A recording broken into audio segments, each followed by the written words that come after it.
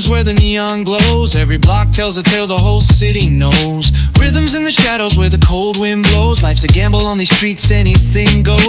Hello good morning, स्वागत है आज के नए दिन में। कैसे हैं आप लोग? मैं एकदम बढ़िया हूँ, मज़े में। और आज एक्चुअली मेरे को ये बाइक लिए हुए हो गए 3 महीने, तो इसके बारे में बताना है। होंडा हाइनेस के बारे में जो ट्रू है ना, वो आपको सच बताना है। और क्योंकि मैं भी एक बार इस ट्रैप में फंस चुका हूँ, पहले मैं एक गलत बाइक ले ली थी, वो भी मैं आपके संग शेयर करूँगा। तो आपका पैसा बर्बाद ना हो, आप ऐसी कोई चीज़ ना ले लें ताकि बाद में आप उसके साथ सफ़र करते रहें। तो इसलिए आज की वीडियो में मैं आपको सब कुछ सच बताने वाला हूँ। और बात करेंगे होंडा हाइनेस की। होंडा हाइनेस के लिए तो होंडा हाइनेस है ना, जो वो अपनी 348 सीसी, 21 bhp और 30 Nm ऑफ टॉर्क, ये इसके इंजन की स्पेसिफिकेशन है। और जैसे मैंने आपको बताया कि भाई इसका इंजन जो है वो बहुत स्मूथ है। तो और जो इसको लेने का मेरा रीज़न था ना, तो वो सबसे बड़ा रीज़न था कि होंडा की रिलायबिलिटी, 15 लीटर का पेट्रोल टैंक, जो कि मुझे हेल्प करता है कि मैं लॉन्ग राइड्स लगाता हूँ। कई बार बहुत एक्सट्रीम जगह पे जाना था जहाँ पे हमें पेट्रोल भी नहीं मिलता, ये सब। तो मेन था 15 लीटर का पेट्रोल टैंक इसका, क्रोम फिनिश, एलईडी हेडलाइट। और जो इसका पीछे का ये इन्हांस है ना, ये स्ट्रक्चर, ये ऐसा नहीं है कि बिल्कुल यहाँ से यहाँ तक आ रहा है और नीचे तक जा रहा है, मतलब। और ये देखो स्मोकी हेडलाइट है। तो टोटल मिला के ना, इसकी जो लुक एंड फील है ना, वो मुझे बहुत पसंद आई। ऐसा स्पेशल इसके अंदर कुछ नहीं है, ठीक है। फीचर वाइज बात करें तो ठीक है, डुअल चैनल एबीएस है, ट्रैक्शन कंट्रोल है। और इसके अंदर एक फीचर और है कि अगर आप इन केस इमरजेंसी अगर ब्रेकिंग करते हैं, कि मैं फ्रंट और रियर ब्रेकिंग इमरजेंसी में प्रेस करता हूँ कि कोई मेरे सामने आ गया कुछ भी है, तो इसकी सारी लाइटें ब्लिंक करती हैं। मतलब एक सिग्नल सिम्टम दे देती है कि it means something wrong with this riding, उस टाइम के पोजीशन में। तो एक तो वो हो गया सेफ्टी फीचर। और दूसरी बात इसकी ना, देखो मैं बताता हूँ, ये बाइक है ना 110 ईजी क्रूज करती है। 110 तक 1% भी प्रॉब्लम नहीं आती है।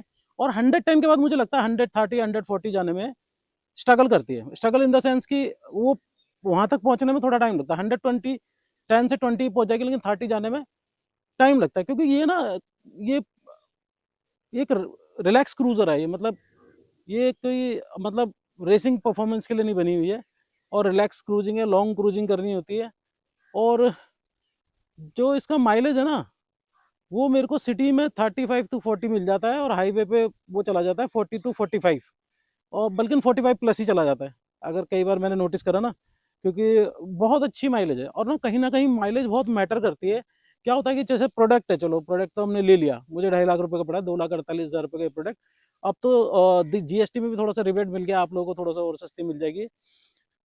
तो आप 2.5 लाख रुपए लगा के परेशान ना हो। जैसे कि मैं एक बार हो चुका हूँ, मैंने भी क्या था, रिव्यू देखा, बाइक लेनी थी, यजदी आई थी, नई नई लॉन्च हुई थी यजदी रोडस्टर।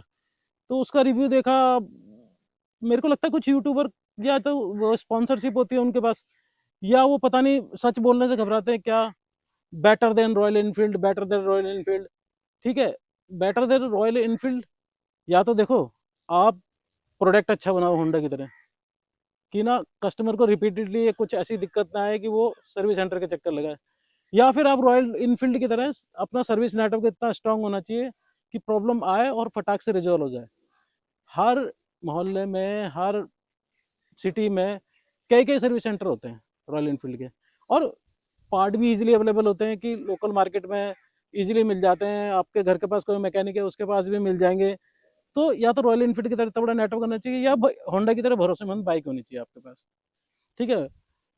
लेकिन ये नहीं कि वो यजदी रोडस्टर मैंने ली, मैं स्पीति गया, वहाँ परेशान हो रहा हूँ, ठीक है, उसके स्पेयर पार्ट से परेशान, उसके ओवर हीटिंग से परेशान। क्योंकि जब तक कोई चीज़ सड़क पे आके 1-2 साल नहीं चल जाती ना, तो चीज़ों के बारे में पता नहीं चलता। मैंने वो लॉन्च हुई और मैंने ले ली। हो सकता है अब उसके अंदर चेंजेस आ गए हो, परफॉर्मेंस बेटर हो गई हो, लेकिन जो मेरा एक्सपीरियंस था ना, मेरा क्या मतलब, मेरे साथ साथ हमारे राइडिंग ग्रुप में 8-10 बाइकें थी यजदी रोडस्टर, जिन्होंने ली थी, तो उनको प्रॉब्लम आई, तो ऑलमोस्ट सब सेल कर चुके हैं। और उसका इम्पैक्ट क्या पड़ता है कंपनी पे, कि शायद ही इन फ्यूचर हम लोग कभी यजदी का प्रोडक्ट ले पाए। हाँ, दोस्तों के पास मेरे जावा है, ठीक है, जावा 42 फिर भी बेटर है, for better from Yezdi roadster ना। अब नई वाली यदि रोस्टर में कुछ चेंजेस आए हो तो देखो उसके बारे में मैं नहीं बात करूंगा, क्योंकि उसका मेरा एक्सपीरियंस नहीं है। जिसका मेरा एक्सपीरियंस है वो मैं आपको बताऊंगा। तो होंडा हाइनेस को जितना भी मैंने यूज़ करा है, जैसे मैं इसको लेके भी गया हूँ, और मतलब मैंने लंबी लंबी राइड्स भी लगाई हैं। मैं इसको लेते ही तुंगनाथ चला गया था, मैं तुंगनाथ की राइड करके आया, फिर मैं इसमें संडे राइड्स लगाता हूँ। और इसके लिए ना बड़े अच्छे अच्छे कमेंट मिलते हैं, जैसे अभी लास्ट वीडियो में देखा होगा आपने। मैं ब्रिक्सटन के शोरूम पे गया, ब्रिक्सटन के शोरूम का मैनेजर मेरे को वहाँ पे उन्होंने हमें इनवाइट करा हुआ था कि हम लोग राइडर हैं, हम लोग उसको राइड करके देखें, फील करें, लोगों के साथ शेयर करें, ताकि ब्रिक्सटन को लोग पहचाने और उसको लें। लेकिन क्या है, हम फोर्सली रिकमेंड इसलिए नहीं करते क्योंकि ब्रिक्सटन नया ब्रांड है, अभी उसका सर्विस नेटवर्क इतना नहीं है, पता स्पेयर पार्ट की क्या अवेलेबिलिटी हमें पता नहीं। मैं आप लोगों को मतलब रिकमेंड करूं और फिर वो चीज़ लेके आप परेशान हो, तो मैं ये मेरे वीडियो में मैं ये बिल्कुल नहीं चाहता कि मेरा कोई भी व्यूवर ऑडियंस की परेशान हो मेरे रिकमेंडेशन से। ठीक है, होंडा मैं इसलिए रिकमेंड करता हूँ आपको क्योंकि मैं खुद यूज़ कर रहा हूँ पर्सनली, और मैं खुश हूँ इस बाइक से। मतलब पहली बाइक नहीं है मेरी, लेकिन इस बाइक पे बैठने के बाद ना इसका सब चीज़, मतलब इसका जो हैंडल बार है, आप बैठते हो ना, इतनी कंफर्टेबल सीटिंग पोजीशन है। और सीट इसकी जो मेन सीट है ना, ये राइडर सीट, वो इतनी कंफर्टेबल है कि मैंने इसको, जब मैं तुंगनाथ गया था तो आपको पता है हमने सुबह से लेकर शाम तक सिर्फ बाइक ही चलाई थी। मतलब कहीं भी ऐसा नहीं लगा मुझे कि यार बहुत ज़्यादा बम्प में प्रॉब्लम हो रही है या मुझे उतर जाना चाहिए, रेस्ट करना चाहिए। हाँ, वैसे मेरा मन करता है अगर कहीं हम चाय के लिए रुकते हैं, खाने पीने के लिए रुकते हैं कुछ, वो अलग चीज़ है। लेकिन ऐसा नहीं कि इस पर बैठ के, जैसे यजदी में मैं क्या होता है, कई बार बैठ के ना तो खड़ा हो जाता था, मुझे ऐसा लगता था उसकी सीट इतनी हार्ड थी कि नीचे से हीट हो जाती थी। पर इसकी पिलियन सीट भी बहुत कंफर्टेबल है, बिल्कुल एकदम सेपरेट पिलियन सीट है, और काफ़ी चौड़ी है। मतलब मैं आपको दिखाऊं तो देखो, मतलब काफ़ी चौड़ी है, और काफ़ी वो है, मतलब कंफर्टेबल है पिलियन। और बैक रेस्ट मैंने नहीं लगवाया अभी इसमें, क्योंकि मुझे लगवाना है इसमें एक लगेज रैक। तो वो लगेज रैक हम लोग लगवाएंगे जाना से, हो सकता है इसी संडे को लगवाएं, हो सकता है कि थोड़ा सा एक आध दिन आगे पीछे, क्योंकि आपको पता है रिसेंटली एक लद्दाख की राइड लगने वाली है हमारी, और लद्दाख में हम 10-12 दिन बिताने वाले हैं। तो वो लद्दाख की सीरीज़ में आपको दिखाएंगे। तो रिसेंटली अब जैसे मैंने बताया आपको, लद्दाख जा रहे हैं हम लोग, तो अब लद्दाख की भी इसकी जो भी होंडा की मेरी इसकी हाइनेस की परफॉर्मेंस होगी मैं आपको बताऊंगा।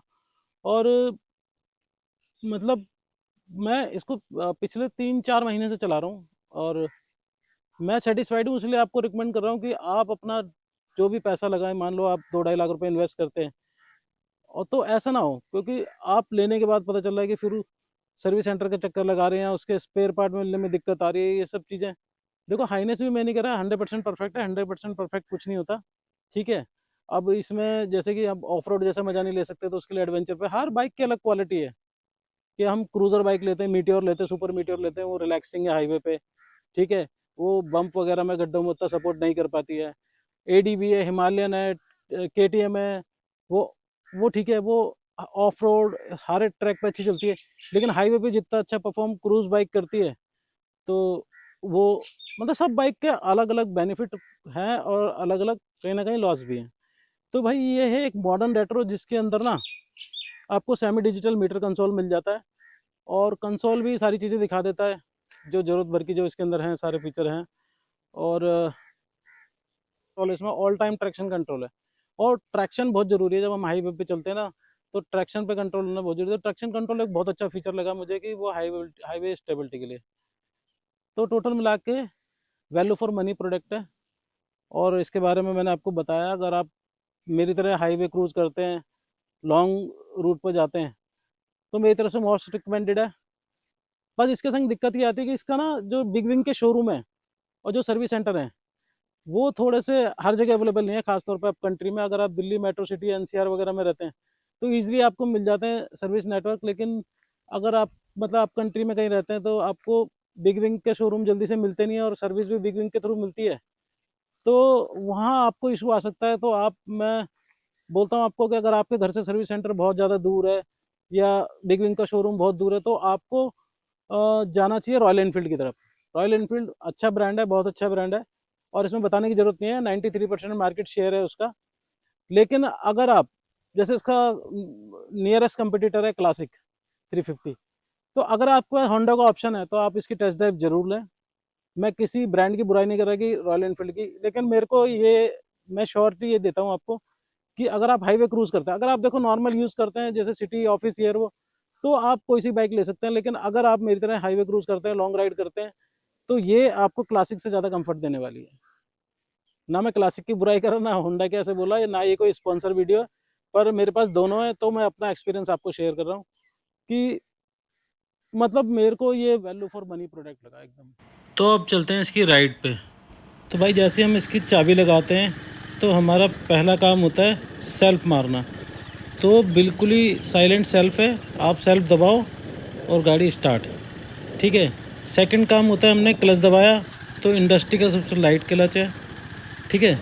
क्लच दबाया, फिर हमने क्या करा, गियर डाला। 5 स्पीड गियर बॉक्स है लेकिन बहुत ही स्मूथ है, जैसे हॉट पैन में बटर होता है ना, ऐसे गियरिंग है इसकी मतलब। और फिर उसके बाद गियर डालने के बाद अब आप चलते हैं इसको आगे की तरफ। तो जैसे आप चलते हैं आप देखते हैं कि भाई इसमें इंजन तो बिल्कुल ही साइलेंट है, इंजन की तो आवाज़ आती नहीं है। कई बार तो अगर ट्रैफिक में होगा तो ऐसा फील होता है कि ये बैटरी बाइक तो नहीं है।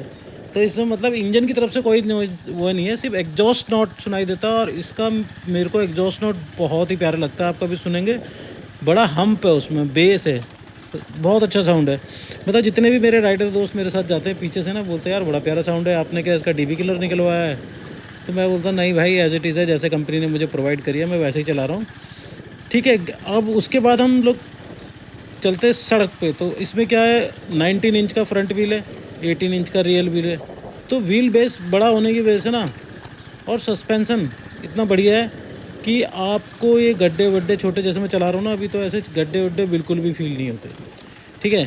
फिर बात आती है इसका स्टेयरिंग पोजीशन गजब की है, सीट कंफर्टेबल बहुत अच्छा है, ठीक है। और साइड मिरर की पोजीशन एकदम परफेक्ट है। और उसके बाद हम इसको चलाते हैं तो इस बाइक में 181 kg वेट है, लेकिन जैसे ही आप इस पर बैठ के चलाते हैं तो ये बाइक जितनी दिखने में भारी लगती है उतनी ही चलाने में हल्की लगती है। मतलब दिखने में काफ़ी बल्कि लगती है और 181 kg वेट है, लेकिन जब आप जिस पे बैठते हो तो बहुत लाइट फील करते हो, ऐसा लगता है कि आप कोई जैसे 100 cc की बाइक चला रहे हो, इतना। और फिर आती है स्टीयरिंग पे।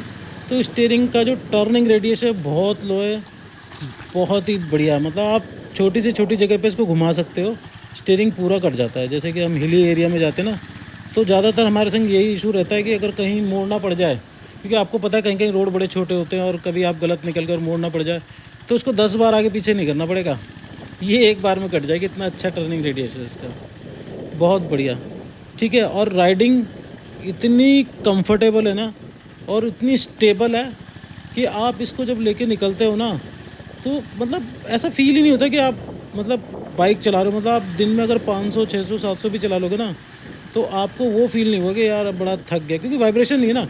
वाइब्रेशन रहती है तो बॉडी को एक कमांड जाती है, नहीं कुछ गलत है, something is wrong. But bike value for money है, मेरी तरफ से 100% रिकमेंडेड है। अगर आप फ्यूल और परफेक्शन एक साथ चाहते हो ना, स्मूथ राइड, तो मेरे को लगता नहीं होंडा हाइनेस में 350 cc में इससे बढ़िया कोई सेगमेंट है। तो वीडियो को लंबा ना करते हुए करते एंड, मिलते हैं नई डेग में, नई आइटलरी, नई destination. Till then take care, tata bye bye.